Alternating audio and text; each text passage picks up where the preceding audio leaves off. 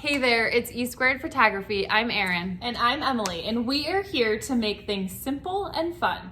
Are you always wondering, why do my images not look consistent? Well, we're here to give you some secrets on how to make sure you are making the best of your editing process to make your images consistent. And make sure to stick around all the way till the end because we have something special just for you.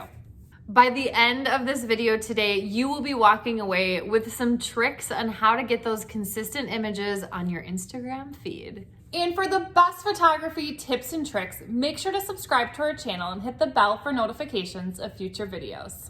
All right, so before we get to number one, you need to learn Lightroom. So it is incredibly important that you know the ins and outs of Lightroom, what different features on Lightroom does. Do you have to know every single little detail of Lightroom?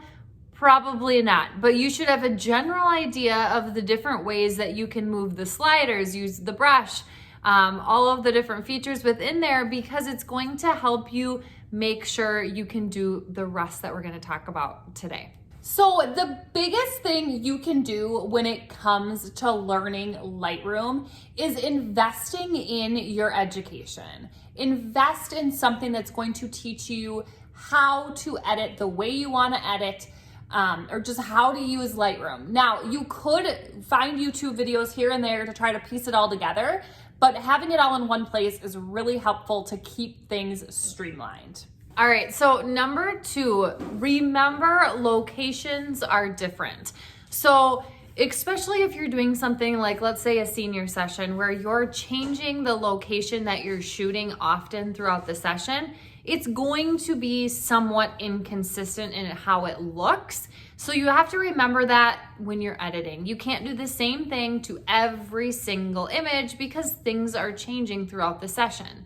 However, we want to make sure that your skin tones are consistent, that your coloring is consistent, your temperature, and the overall look and feel of your image is pretty consistent from image to image, even when switching locations. So along with what Erin was just saying about having some of it should be consistent from location to location, as far as your skin tones and your warmth and all of that should be pretty consistent.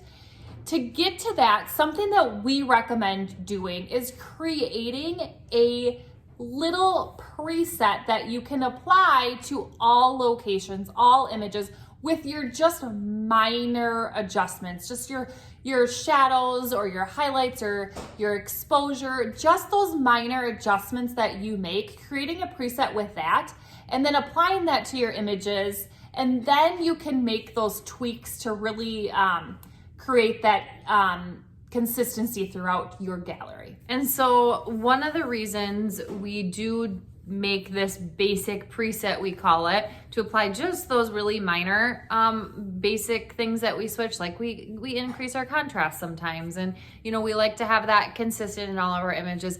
And this just saves us a ton of time because maybe it's 5 or 6 things that our basic preset is doing for us. However, that's 5 or 6 different tools that we are not adjusting as we go into Lightroom for every single image. And now you could also, and we've played around with this too, if you have a field that you shoot in every fall and you shoot in there in the summer and the fall, you could have a specific fall preset. You could really fine tune it. Let's say you brought a family out there, fine tune that family's look, create a preset that you use throughout most of their images.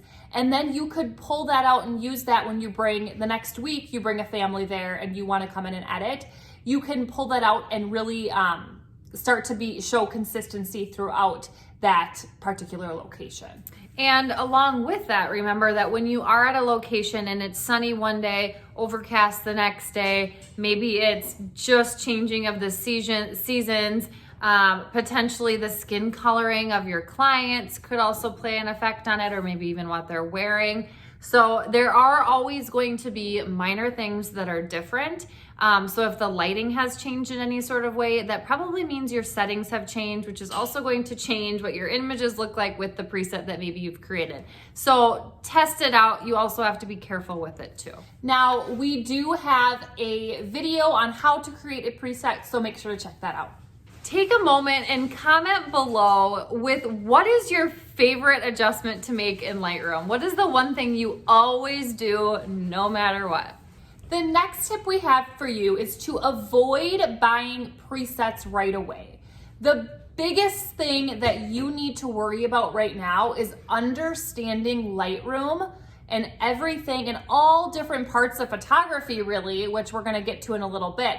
But really understand Lightroom first before you even consider buying presets. And also note that buying presets, you might be buying a preset from somebody that shoots in locations. You might love their images and their tones and all that, but they might be shooting in a location that is completely different from where you are taking your clients. Or they might even be using way different settings than you, because from photographer to photographer, the settings that they use can sometimes drastically change based on their style of shooting.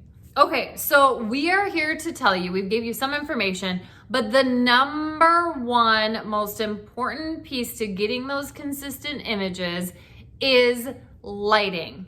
We cannot stress enough that lighting during the session itself is going to be the most important piece to getting those consistent images. If you're shooting somewhere that is bad lighting and then somewhere that has okay lighting and then somewhere that has great lighting, those images are all gonna look consistent. So when we are determining inconsistent.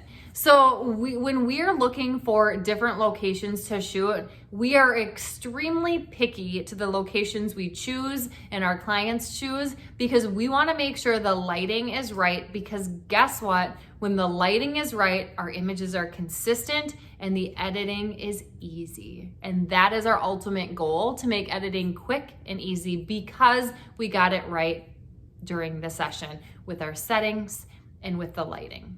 Okay, so we just went over the number one trick to consistent editing, you guys, and that actually doesn't even have to do with editing itself or Lightroom. It has to do with lighting. So Emily's gonna tell you a little bit about some exciting news we have for you. So coming up here in February of 2022, we are launching our shooting and editing course. It's a full-blown shooting and editing course where we talk lighting, we talk manual mode, camera settings, focus, organization, and editing.